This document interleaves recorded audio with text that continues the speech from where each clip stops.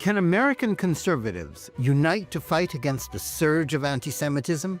That's an open question, as many on the right seem to think that asking people to disassociate themselves from Israel bashers like Tucker Carlson, or even more extreme conspiracy mongers like Candace Owens, or even the neo-Nazi groypers, is worse than the vile hatred they are spewing.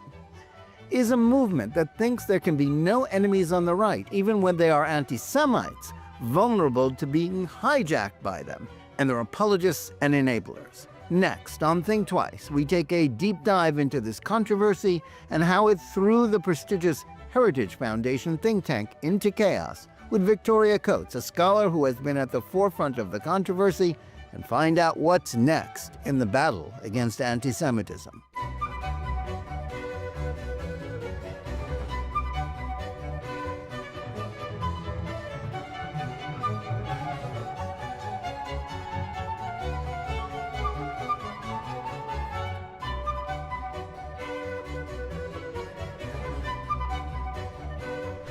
Hello, and welcome to Think Twice.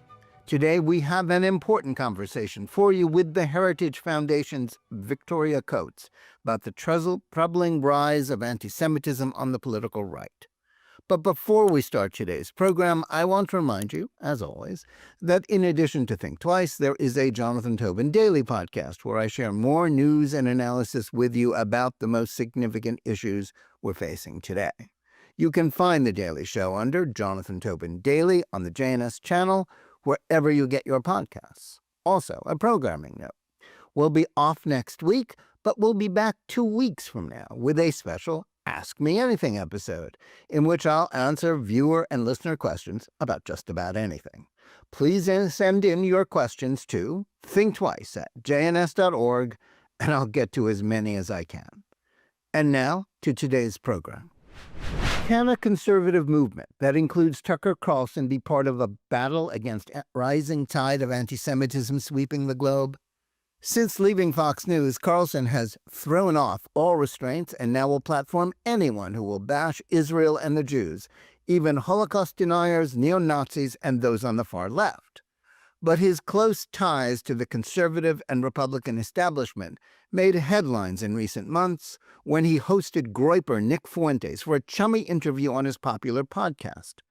The refusal of some prominent figures on the right to disassociate themselves from Carlson after that created a firestorm of controversy that engulfed, among other places, the conservative think tank the Heritage Foundation, which ironically has been at the forefront on the front lines fighting anti-Semitism, including inspiring President Trump's efforts to fight it at elite universities.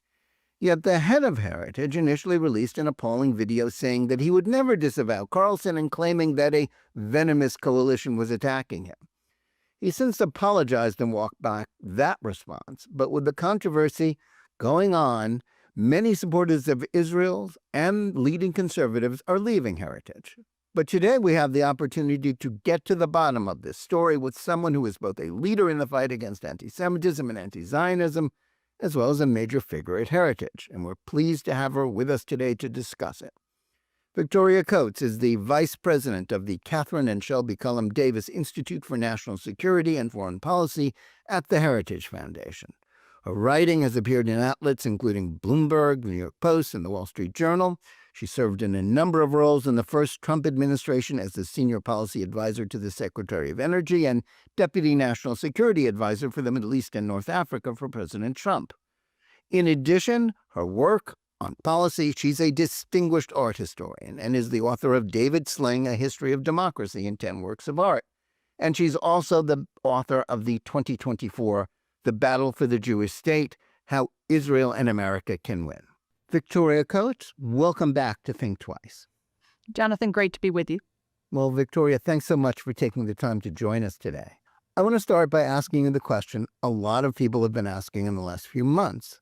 What's happened at the Heritage Foundation? How was it possible for the Washington institution that has really been at the forefront of the battle against anti-Semitism and I think been responsible for some of the most important progress made in that fight in the last year, become embroiled in a controversy in which its leader, Kevin Roberts, seemed to have difficulty choosing between ties with Tucker Carlson and they need to focus on the issues on which it's played such an important leadership role. Well, thank you for that question, Jonathan. And just from my perspective, I agree with you that heritage has been at the forefront in the American fight against anti-Semitism, which is why I published a letter in the Wall Street Journal to that effect, which was look at Dr. Roberts' record. What we've done over the last 2.5 years that I've been the vice president of the Davis Institute, no one else is doing this work. And we could not do it without his support and then his direct participation. And so leaving the controversy aside, I just wanted that record to be out there in a dispassionate way, because that is the Kevin Roberts that I know. And so I think you can look at a confluence of very unfortunate events since our internal Heritage Town Hall meeting was leaked. Everybody can read or watch it rather online. Indeed, everybody did. And everybody did. Yeah. We knew that might happen, but that wasn't why we did the meeting. However, you can hear Dr. Roberts in his own words go through what went down on that Thursday when that video was released. Now, I will say I couldn't stop it. I disagreed with the content of it. I felt it was, if he was determined to do it, it was his right as the president of Heritage. But I think if we could all go back, we would have things evolve differently. But that being said, Jonathan, I think what's critically important about this moment is it exposed the problem we have on the right. And I think a lot of us who have known Tucker Carlson for a number of years, full disclosure, we went to Trinity together. I date myself, but I was a year ahead of him. I was class of 90. He was class of 91. Further dating myself. This is terrible. But I think, for those of us who have known him, what he is doing now is difficult to comprehend. And, you don't want to see that happen to someone. And so I think, but what that episode at Heritage exposed is even one of our great institutions could run afoul of this. And what Dr. Roberts pledged to do in the second video he put out, and what I know is his plan in 2026 is to make Heritage a leader in examining this problem and trying to figure out how we deal with it, keeping together a coalition that can continue to win elections, because the bigger monster, which we saw on Bondi Beach rather in Australia this week, that's the worst monster, which is the Islamicist, aggressively anti-Semitic, just wanting to kill Jews. They don't care if they're in Australia or in the kibbutz in southern Israel. They just want to kill. That's what we have to get over, but we have to take care of ourselves first. Yeah, I think that's very true. And it is important that we address this. And I think a lot of the discussion about Kevin Roberts seemed to ignore, the fact that he was responsible in large measure for Heritage becoming involved in the fight of anti-Semitism, against it in a way that, really nobody else was doing. I mean, but I guess that still raises the question, how did it happen that his initial reaction was, Tucker right or wrong? And I guess really the follow-up for me, which was something that I learned only after this unfolded, was that Heritage was one of the sponsors of the Tucker Carlson network until last June, around the time that he was attacking the administration's Iran policy. But how did that relationship happen, and why did it survive Carlson's platforming of Darryl Cooper, this faux historian and Holocaust denier, which was a big blow up several months earlier? Now, that's a perfectly legitimate question. The relationship with Tucker is longstanding. He got, I believe, his first, if not his second job at Heritage. And as I said, has been well known to a number of us, including Dr. Roberts, through the years. Sure. And it's not my business to tell you who our media contracts are with. It would maybe surprise you the number of people that we do work with on this, on getting our message out, promoting our policies, which is a necessity in this modern age. Sure. And for a long time, the relationship with Tucker was quite productive, because he's reaching a key demographic that I think we have to reach, which primarily, not exclusively, but is primarily young men, 20 to 30, rough age bracket. And so for us, knowing the core of our work, knowing what we were promoting for a period of time, that was a valuable relationship. But as you said, when the contract was up in June, it was largely business decision that we were not going to renew it. And so, we didn't want to call any fan. I mean, when you let a contract lapse, it doesn't seem to us, like something for a press release. So, we didn't say anything publicly about it and just went about, our business. That became kind of a cause because there were some residual references to Tucker on our website, which personally I didn't know about, but also you'll be pleased to learn taking care of the Heritage website is not part of my duties. I understand that. Yeah. But there were these residual references which were made much of, after the Nick Fuentes uh, interview, which Dr. Roberts has condemned in the strongest terms. And yeah, I think anybody who listens to that interview, especially as a Ted Cruz alum, that was beyond the pale. And as much as I defend free speech, Tucker can have his views and he can voice them. And I agree with Dr. Roberts. I don't want this to be personal. I don't want people to be canceled. I don't really understand that. That again, maybe age. I think it's also pretty much impossible to cancel anybody in 2025. There's so many different platforms. So, from my perspective, Tucker has his views. I have mine. We clearly strongly disagree on these things. But, I don't want this to become a situation filled with personal animus. And I think, Dr. Roberts' intent was to, say that sometimes friendship can endure these disagreements and to try to reach that demographic I described. He puts this in his own words in the town hall. So I'd really urge people to listen to what he says rather than my interpretation of it. But the fact that it could happen here and did happen here is, again, I think, an important exposure of a bad problem, which, I don't think anyone can deny. Yeah, well, I guess the question that leaves me asking is, what is the state of sort of the conservative mindset right now? The Heritage Town Hall that was held after the Carlson blow up, I clearly was intended to calm the waters, though after it became public, what was said there seemed to inflame the controversy. As I said, everybody saw it. The question I want to ask about is, are young conservatives in Washington as open to being influenced by the Groypers and Fuentes, let alone Tucker and Candace Owens, as so many people are saying? I mean, Rod Dreher, someone I guess we probably both know or know of, wrote about being told that when he visited Washington recently that 30 to 40% of young Republicans working in the Capitol are fans of Fuentes. I mean, even if that number were only half that, and I don't know what the number is or how you'd measure it, what do you think is happening, causing so many people, especially on the younger people, to drift towards the anti-Semitic right? And can American conservatism survive a shift towards tolerance of these extremists, especially at a time when the left, the Democratic Party, seems to have already surrendered to left-wing anti-Semites who are now increasingly being mainstreamed and normalized? No, this is the crux of our dilemma, and again, why exposure of it is so important. And I don't know where Rod got that number.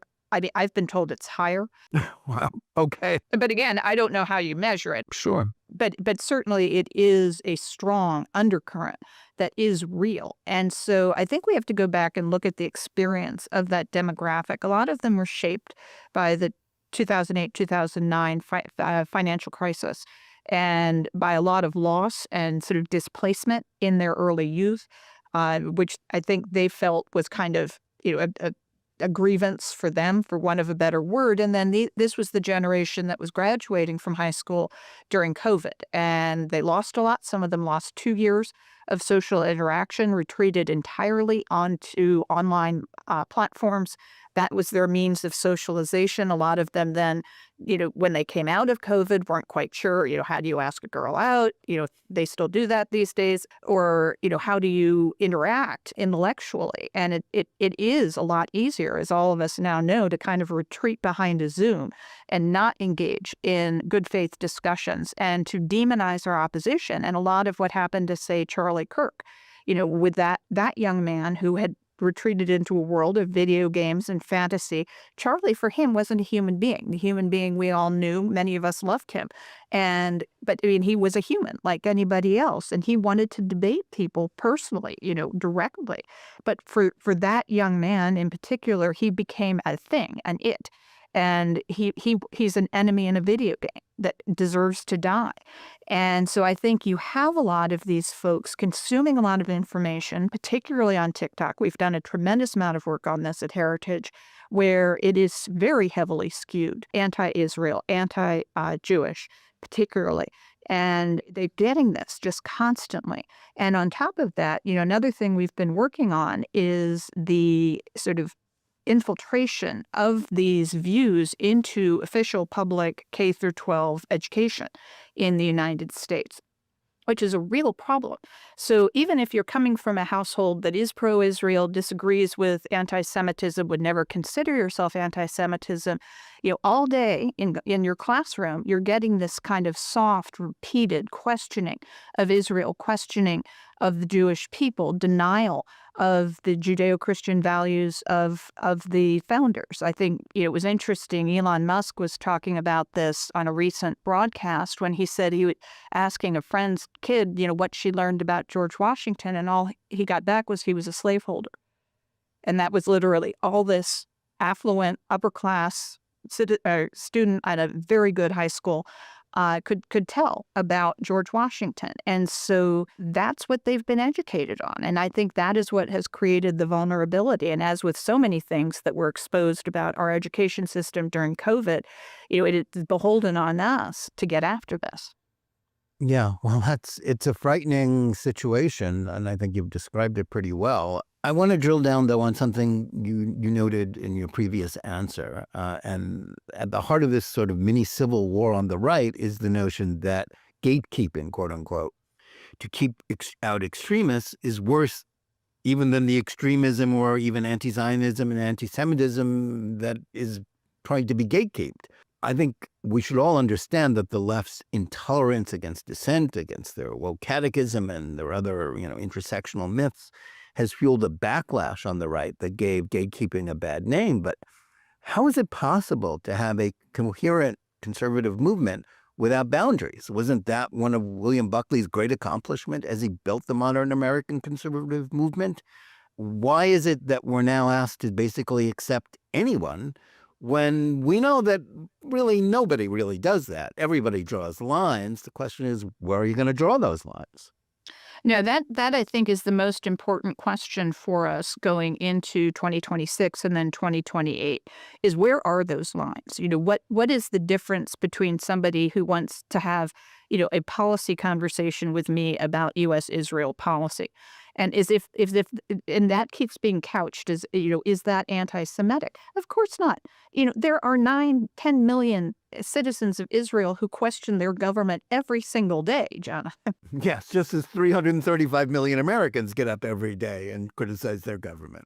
Exactly. And that doesn't make them anti-Semites. And I think that's such a straw man. And so, for me, having conversations about U.S.-Israel policy, I mean, that's what I do for a living. I enjoy that. I'm never going to get upset with an American citizen for asking me questions about a policy, as long as they'll at least listen to my answer. They don't even have to, they don't agree with me. If they'll listen and engage, of course, we welcome those conversations. But that's a long way from a lot of the things that are being repeatedly said, not just by Nick Fuentes, but others in this world, which is that Jews are malignant, that they are trying to control America and the world, and they have no evidence of this, largely because it's not true, but also because they're not required to actually document it. You mentioned some of the other kind of faux historians. As a historian myself, I find that pretty offensive, that you have people coming along and just deciding they're going to make up whatever historical facts they want based on largely coincidences, if they even have that.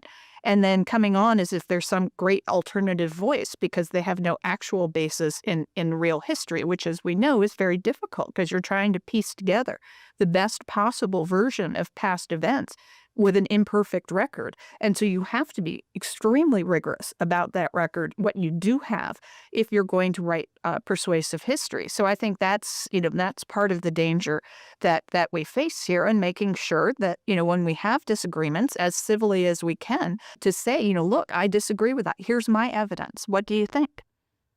Hmm. Well, let me go back to Carlson, because you're right. Obviously, we can have a vigorous policy debate. We have them within the Jewish community about Israel. We have them among Zionists. But the question is, as much as one might not want it to be about personalities, and I know Tucker has lots of friends, people he knows. It's Washington is a small company town in some ways, and he's been around for a long time.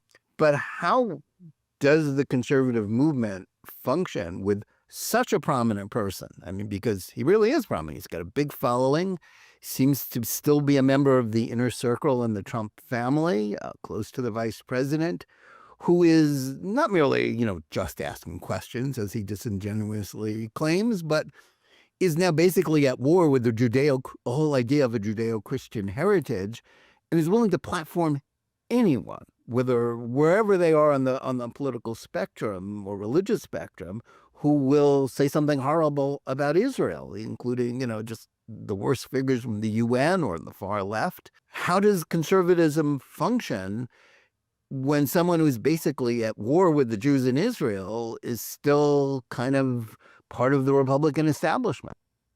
Well, I think that is what is changing, and what has to change, and to have the experience we had at Heritage be the catalyst behind that. I didn't enjoy it. I wish it hadn't happened. I'm not saying that it was inherently a good thing, but I think it is what is forcing people to make choices and to say, okay, there are views that are I find so discredited. And, for me personally, given my background, with the thing that troubles me the most is the platforming of folks who are denying that there's a Christian genocide going on in Nigeria. Yeah, right. Forget about Israel. Yeah. That's his new cause, because somehow he associates that with, sort of being against supporters of Israel, I suppose. Right. I mean, but I mean, and not to diminish any of that. I can't explain it.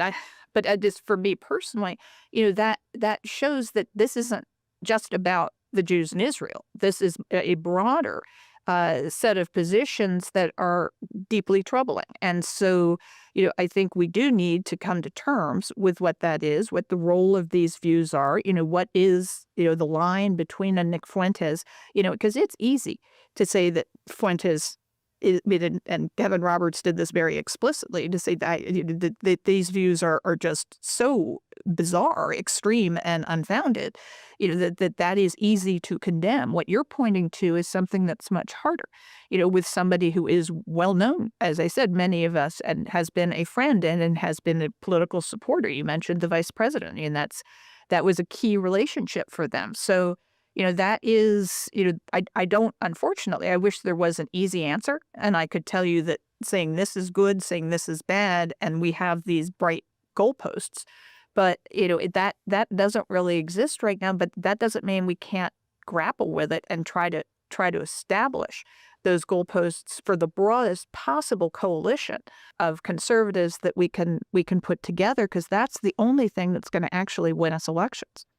Yeah, well, I agree with you there. And, the truth is, when Bill Buckley was doing this in the 1960s, and then again, with the John Birch Society, and then again in 1990, with anti-Semitism when he took it on, I mean, nobody is in the position that Bill Buckley is in today, just because the media is so much more diverse, our culture is so much diverse because since Al Gore invented the internet. And yet, I think certainly President Trump and Vice President Vance, or if anyone is situated to sort of draw some lines, they can. People like us can't, but they could. Is it too much to ask them to do something about that, or is this just something that has to evolve? No, and then we can obviously make recommendations, and I think the president and the vice president are going to speak for themselves. I think the president's record in particular is crystal clear on this issue. I mean, he has been the most pro-Israel, pro-Jewish president in my lifetime. And not that I'm calling anybody else anti-Israel or anti-Semitic, but he has been overtly supportive. And you go back to his first AIPAC speech, and I believe it was during the 2016 primary, and he did a couple of things that were unexpected. He didn't mouth the traditional, okay, two-state solution, blah. He went right after the Iranians and said he was going to make, the campaign promise to move the embassy to Jerusalem, and he made good on that in his first year in office. I believe the announcement was December 6, 2017. I remember that day because it was a great day. And, the move then 6 months later, he followed up. He did what he said he was going to do. And so I think his personal views and his policies are very, very clear. And, he has, called Tucker kooky. So it's not as if, he's been unrelentingly supportive. So I think that's the example I would look towards. And, as this issue becomes more and more pronounced, I think you will see pressure on the administration to make, to set those clear guidelines. Again, they're going to do that in their own way, in their own time, as they should. But I do think that this is increasingly something we can't ignore. Yeah, well, I just think, I mean, if, Tucker can't ever again have a speaking slot at the Republican National Convention if the Republicans want to be serious about anti-Semitism. But let me ask you about sort of how this is shaken out and the position it's put you in. You are among the leaders of the National Task Force to Combat Anti-Semitism that was basically housed within Heritage, but then decided to move its efforts outside of Heritage after this whole blow-up. You're still working at Heritage and supporting it and speaking for it at a time when it appears that, a number of other scholars as well as donors reportedly have left it over the blow-up over Tucker. Why are you staying? And do you believe it's possible for Heritage to continue to be a force against anti-Semitism if there were any doubt about where the institution, what it feels about Carlson and those he platforms, if that's unclear? No, I mean, and that's precisely why, I remain in my position at Happy Warrior and eager to go forward with the work I detailed in the Wall Street Journal letter. That for me is the key thing, is if Heritage can continue to do this work. And, as you and I have discussed, we have our Project Esther, which is designed to combat anti-Semitism on the left, which I continue to point out is the bigger monster here. And so that's something I very much want to continue. And, Kevin Roberts' leadership has been great for Heritage. I think he has been a real voice for modern conservatives. And we have a good friend who's a strong leader who makes an error, and he has said it was an error, and then commits to make it right.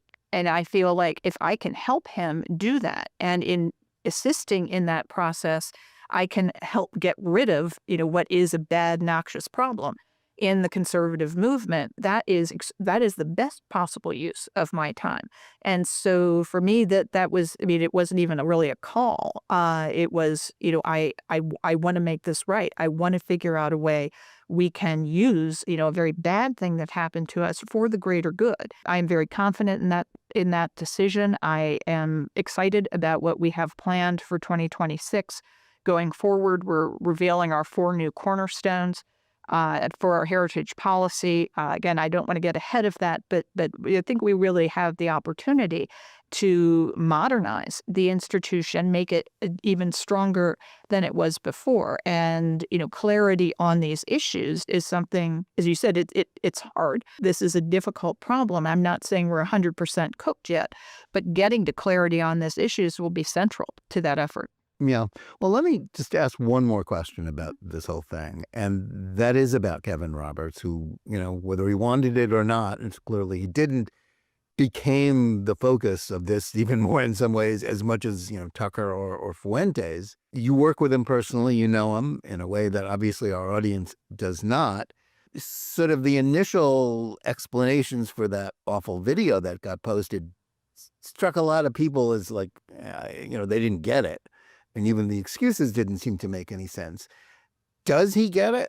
why this was so offensive and why it was, basically, a deal breaker, even for some people who did leave Heritage. And how committed is he to being on the right side of this issue, and to not being more focused on like no gatekeeping and, I won't cut off wood from my friends, even if they're doing terrible things. As I said before, I don't want to speak for Dr. Roberts. I'll just say that from my perspective, yes, he does get it. I'll use one example, which I understand entirely, which is, the use of the term globalist. I know is in many circles interpreted as, the global conspiracy of Jews to control the world. When Dr. Roberts thinks about that, he thinks about when he went to Davos 2 years ago, and in that very famous exchange called out the real globalists, who are the Davos people. And, that was for him in many ways identifying moment for how he feels, particularly about European elites and their desire to control the sort of forgotten man and woman, if you will, through their climate policies, their fiscal policies, you name any part of that extremely odious sort of world approach. That's what he means by that word. So for him, it was surprising to say, gee, people thought I meant that, when for me it is so clear, from my history, this is what I mean by globalist. He did not understand before. I think he does understand now, and I think he is personally committed to making this right. Yeah, I just want to interject. I mean, I use the term globalist. I do all the time. Yes, if anybody who reads my work or, follows my podcast know that, I talk about the same thing and the same problem, which is, quite frankly, at the heart of the sort of left-wing anti-Semitic threat that we need to deal with. For me, it wasn't so much him saying globalist. Of course, he should be talking about globalists. That's just an example. Yeah. Question is this idea of a venomous coalition who is against Carlson. That struck me as crazy. I think that was a very problematic phrase as well. I can speak to that, to the globalist example as something that was very highly criticized, which was not at all what he was thinking. Mm-hmm. Well, let me ask about the Esther Project, which you are a part of, which was, I think, undoubtedly the inspiration for President Trump's effort to rid American higher education of anti-Semitism. How do you think that fight is going? That's those policies which we were only talking about in principle a year ago, but are now trying to be implemented.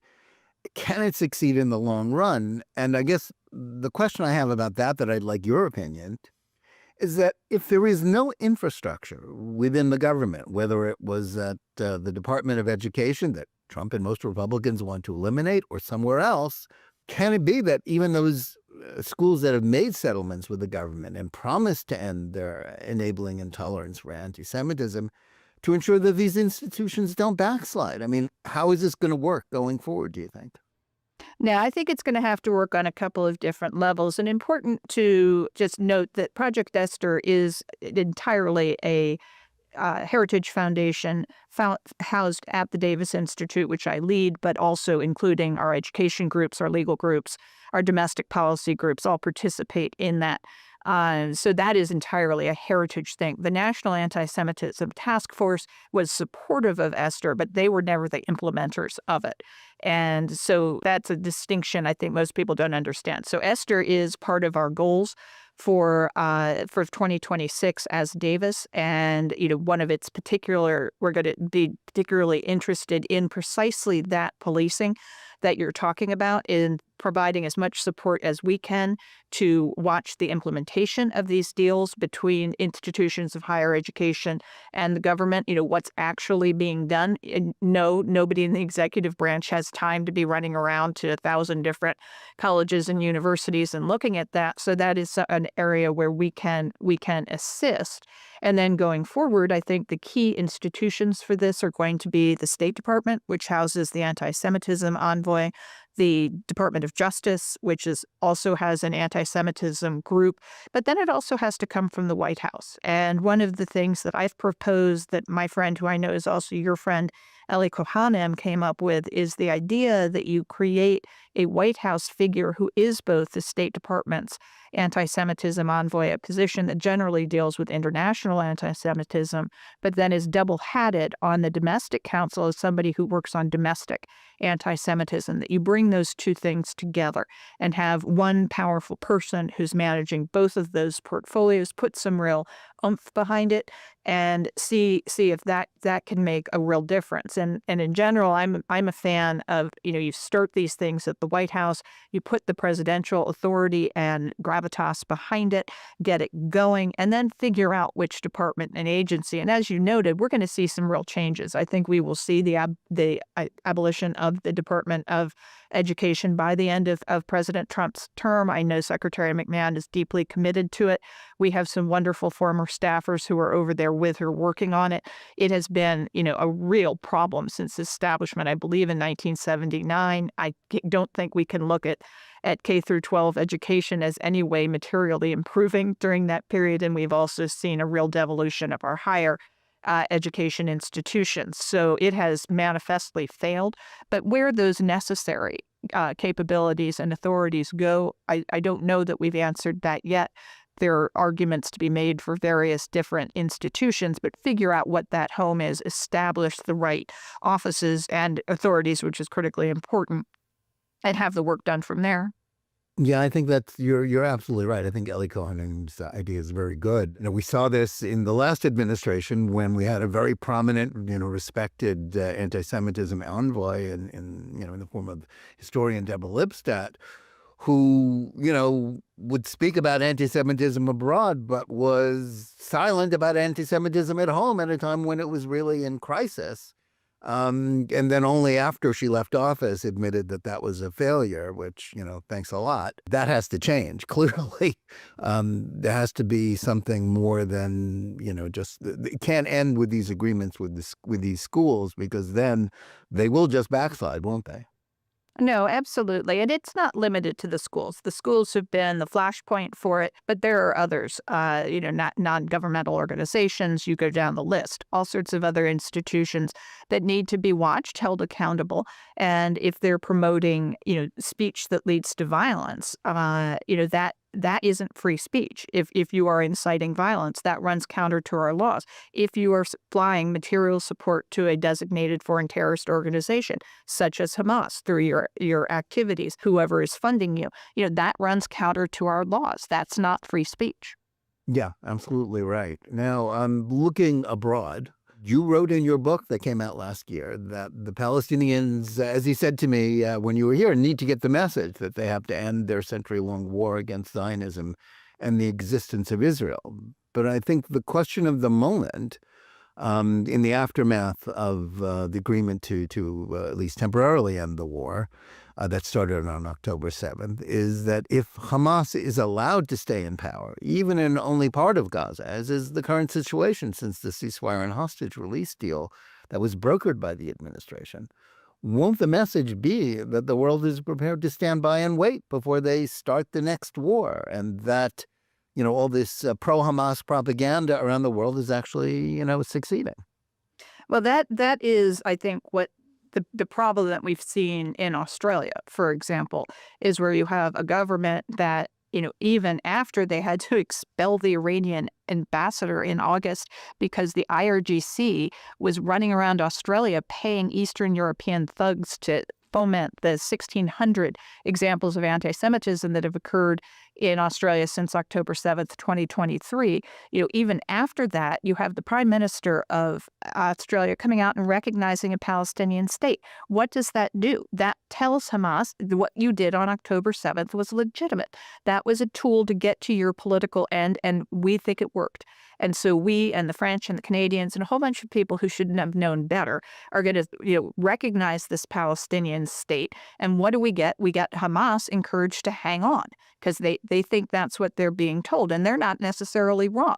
So, I do know that the driving force, because the president's been talking about this since this time last year, was to get those remaining hostages out. And absolutely to his credit, I believe we have the last one, and I was in Israel last week. It is so moving to walk down that ramp at Ben Gurion and have one little picture left. And you remember being there when both sides of the ramp were lined with the hostages' images, and to be down to one and hopefully have him come home, first one out, first one in, last one out, will be, a great moment. And that is extremely necessary. That had to happen.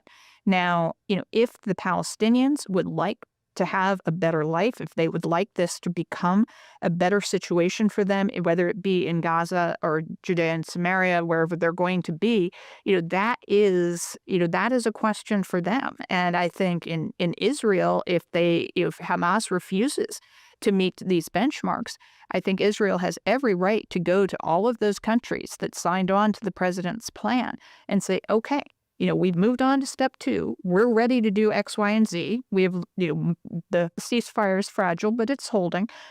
What are you guys going to do?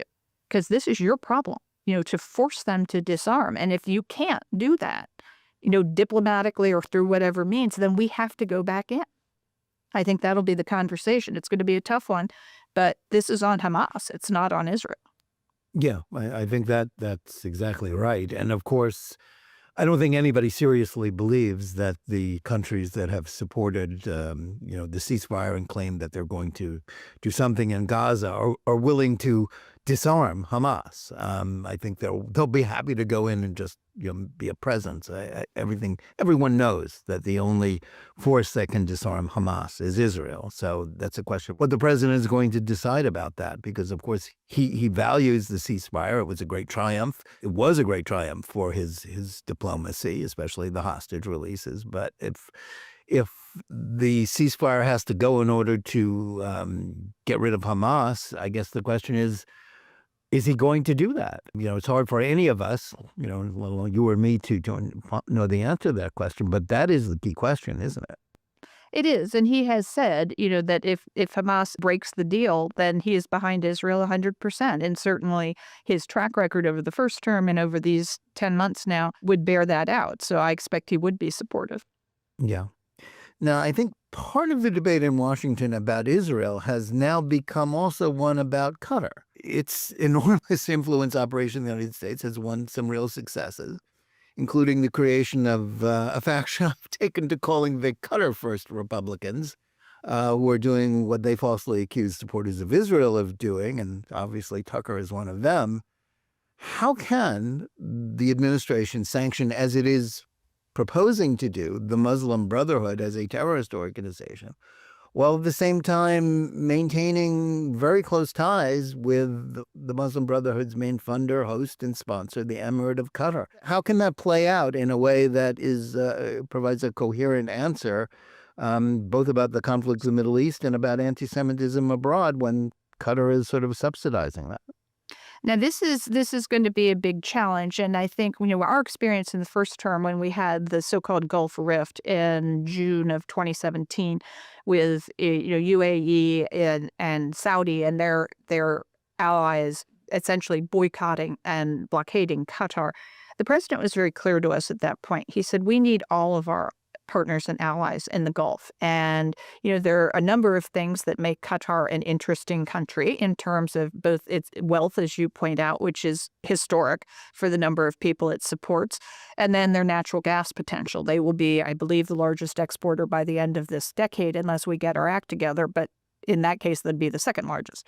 So, that are two very interesting characteristics, unique characteristics, which make them, I think, interesting to President Trump. And he has, made that clear. And the trip, I think, in May was important from this standpoint. As with the first trip in the first term, his first stop was Riyadh.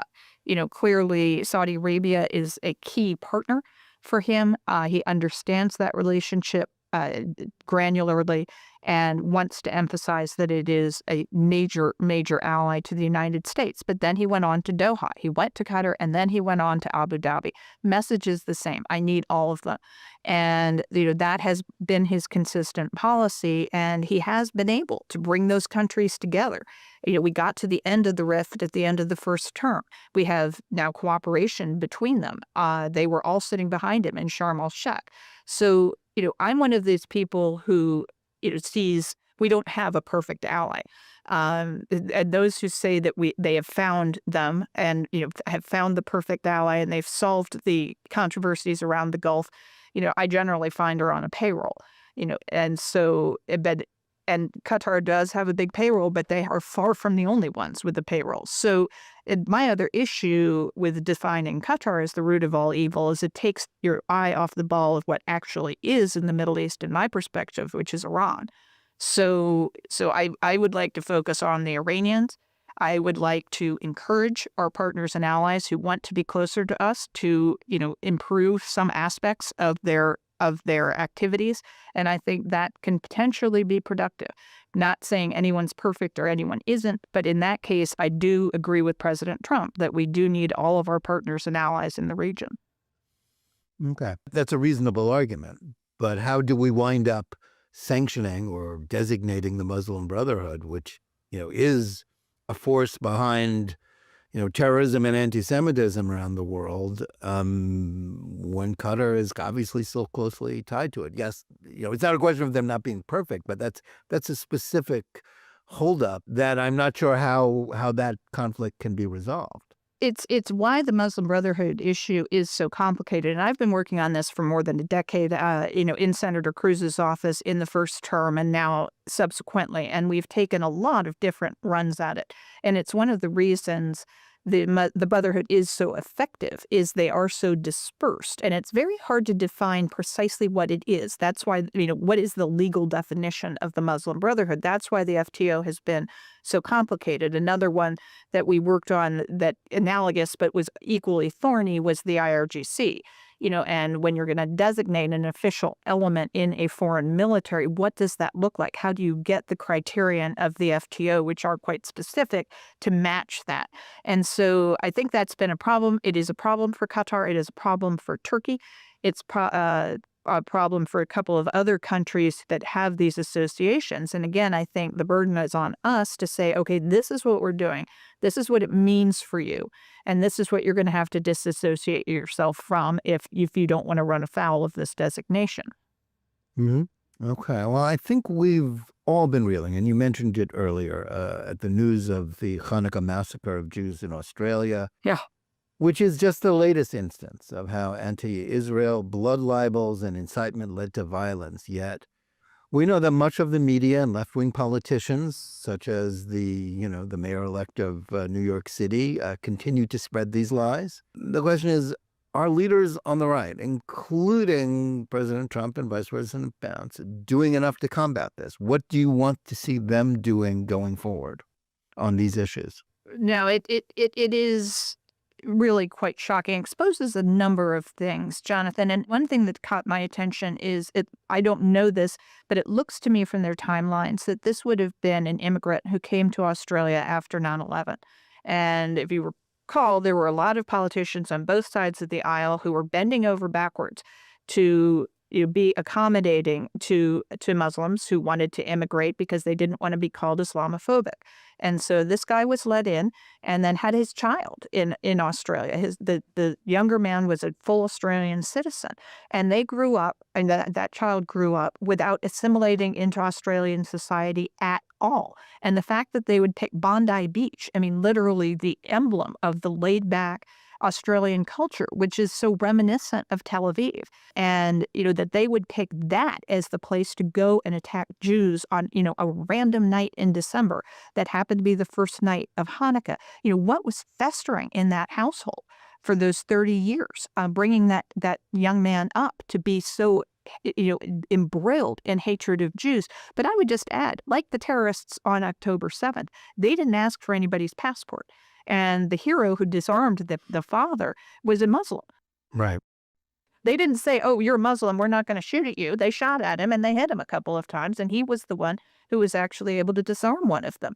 And so, they don't care. They just want to kill, the friends of Jews, the friends of Australia. They want to undermine this country that's been so supportive of them. We have to take that seriously and look at the statements of our politicians that are creating that similarly permissive environment. And New York is going to be the most terrifying example. And what Mamdani does when he gets in, what he's capable of doing, can he renounce this stuff so that it's not like open season on Jews in New York City? That is a horrifying prospect for, I think, all reasonable Americans. And that's why what happened in Australia is an issue that I think commands the attention of the American people.